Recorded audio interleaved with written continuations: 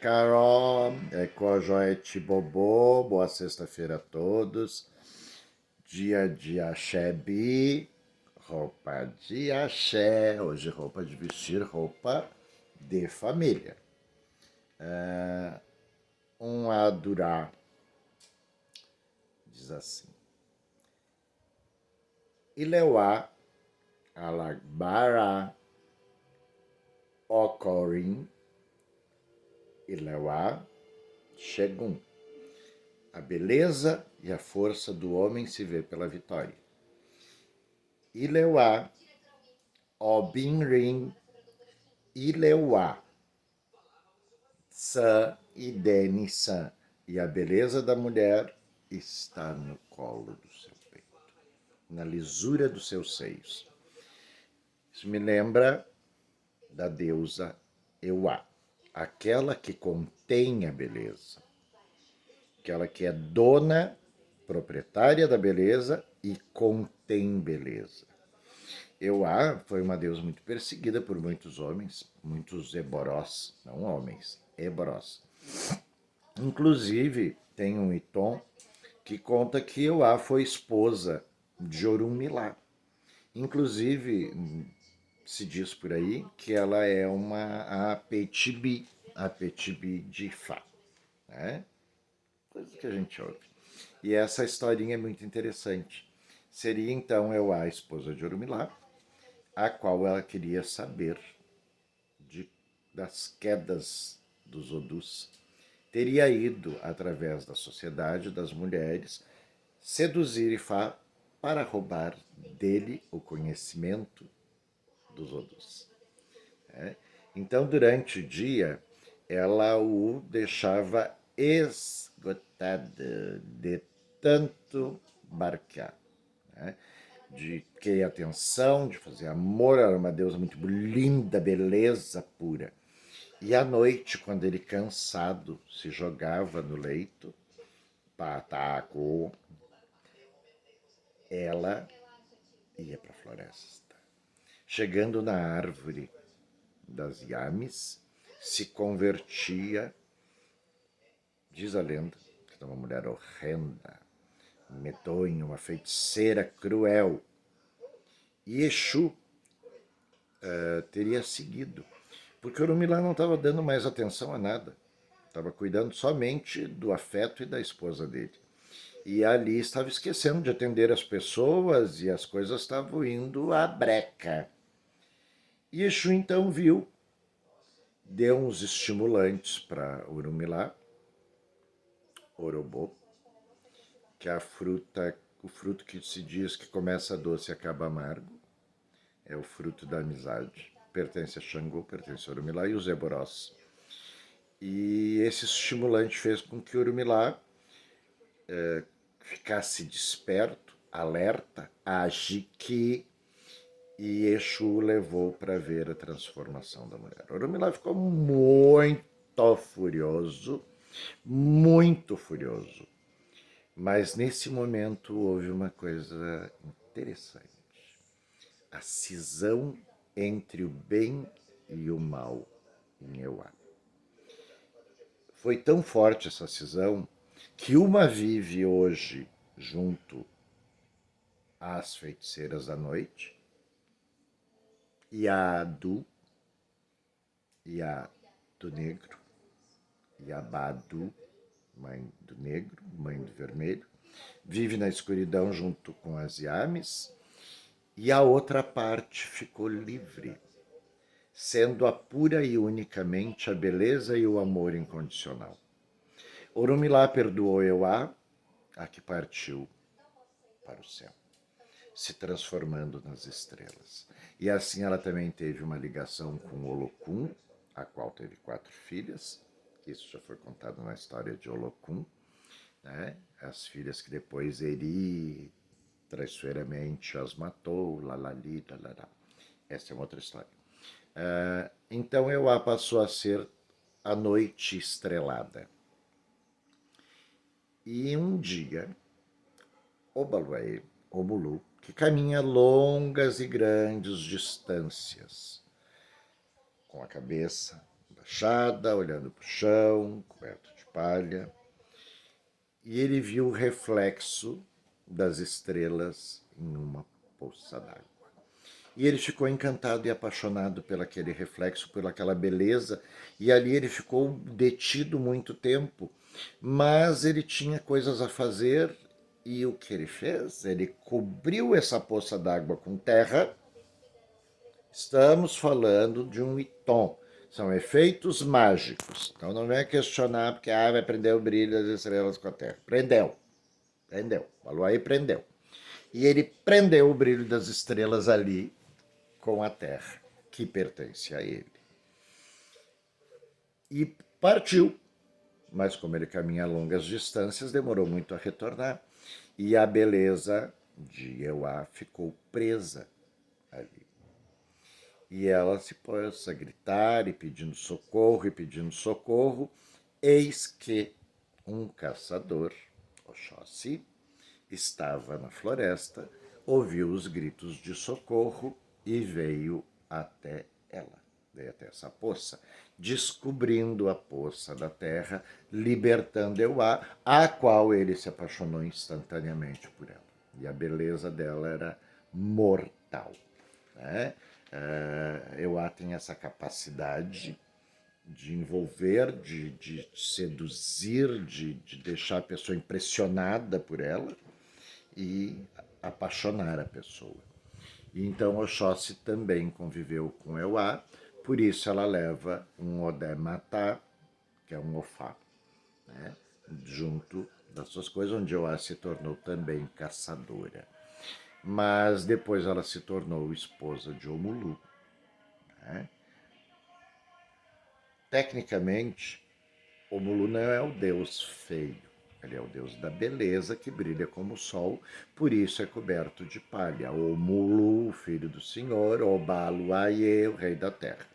Tem muitos caminhos esse orixá também, mas nesse Iton é o caminho que ele está com Euá, a qual não podia ter filhos, e daí encontrou Urumilá, enfrentou a morte no rio Euá, e conseguiu ganhar o dom da gestação e o dom da adivinhação. Então temos um Iton e outro Iton dizendo que Euá se tornou esposa de Urumilá e entendeu daí os desígnios de Odu, se tornando a Apetibi de Fá. E tem esse outro Iton, aonde a deusa Euá salvou Omulu, salvou Orunmilá no seu rio, salvou da morte enfrentando Iku. E depois que ela ganhou então o dom da adivinhação, ela teve também o dom da fertilidade, onde ela teve muitos filhos com Omulu, os quais depois saíram numa caravana pelo deserto e chegaram num ponto de não retorno e não existia mais água e estavam morrendo de sede. Euá, a deusa da intuição, da adivinhação, pressentiu que seus filhos poderiam morrer, se converteu em uma grande nuvem rosa e partiu em direção ao deserto, chovendo e aí criando os oásis nos desertos, né? A tranquilidade e o socorro dos viajantes, e indo até o final do deserto, passando por seus filhos, e ao retornar, uma de suas gobosas a perguntou por que, rainha, tu poderia ter morrido, se consumido, não morrido, consumido em chuva. Ela disse que os filhos dela estariam salvos, mas os filhos das outras mães precisavam também ter a possibilidade de serem salvos. Então, Euá, a deusa da beleza, a deusa do afeto, a deusa do amor incondicional e a deusa do sacrifício por seus filhos. Tem um mito associado do pelicano, que diz que o pelicano mete o bico no seu próprio peito para dar de comer aos seus filhotes se não houver pesca, o que já foi comprovado que é só um mito mesmo. Mas é um mito bonito, né, gente? Então, Euá é representada pelo pelicano, o qual mete o bico no seu próprio peito, fazendo com que seus filhotes sobrevivam além de sua morte. É a deusa que vence a morte. Né? Tem um outro Iton que Xangô, colecionador de belezas, queria muito carnear Ewa, né? E ele foi perseguindo ela, e ela foi indo, e se embrenhando na neblina. Ewa, deusa da neblina, senhora das nuvens. A nuvem rosa, ao entardecer ou amanhecer, pertence a Ewa. A cinza branca, Nanã, e o céu azulado pertence a Iemonchá. Então são os 3 Iabás nesse conjunto. As nuvens cúmulos tumultuosas com relâmpagos pertencem a Ansan e a Adã. Né? E então Xangô foi perseguindo ela, e ela entrou dentro do cemitério. E ele não percebeu. Quando ele estava por completar o ato do seu desejo, ela dissipou as nuvens e a neblina, e ele percebeu que estava dentro do cemitério. E entrou em choque, em pânico. Ela deixou as nuvens cercando o cemitério, onde ele não ia ter saída. E ela fez um trato com ele. Que ele parasse de persegui-la, e ela libertaria ele do maior medo, que era proximidade com a morte. E então Xangô aceitou. Né? Existe a Juntó também, de Xangô e Ieuá, né? Em alguns casos bem raros. Ieuá com Jagum, o grande guerreiro, Ieuá com a Jagunã, Ieuá com Ifá, Ieuá com Ndã, com Xumaré, né? Com Oxóssi, com o Baluaê e com o Mulu. Então é uma deusa bem seletiva, né? Assim como as suas filhas, a personalidade delas às vezes é um pouco enlouquecida, porque elas dão umas divagadas. O babado mesmo dessas pessoas é fazer a cisão entre o bem e o mal, porque elas trazem intrínseco as duas coisas. Elas trazem tanto a luz como a sombra, e elas devem ser feita a cisão e feito o seu ojiji, né, no momento da feitura, aonde elas passam a viver na luz. Né? Me lembra o filme